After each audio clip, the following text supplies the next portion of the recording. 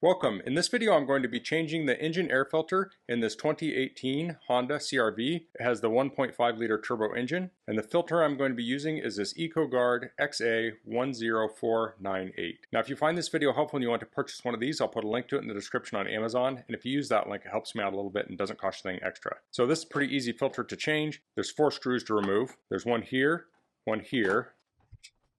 there's a screw here, and here. So I'll remove those 4 screws. Those screws are captive, so they're not going to come all the way out.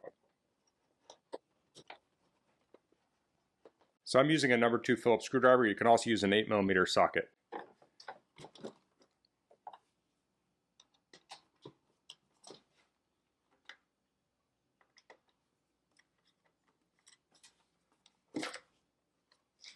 Once you have them loose, you just lift this up. And here we have the old filter. We'll remember the orientation. You can see how this comes down here. Okay, so I'll get the new filter open.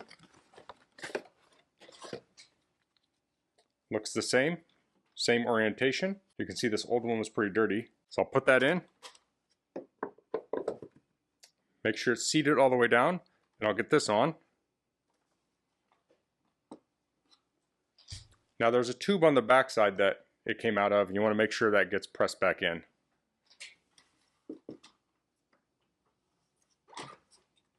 It's very easy to do. And then we'll tighten these screws down.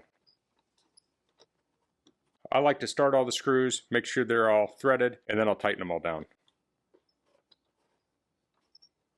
Okay, so that's how to change the engine air filter on a 2018 Honda CR-V with a 1.5 turbo. This would probably also apply to other model years and other Hondas that have the same engine. So that's all I'm going to cover in this video. If you have any questions, please leave them in the comments. If you like this video, please click like. If you haven't subscribed to my channel, I'd appreciate it if you could do that. And thanks for watching. Until next time, goodbye.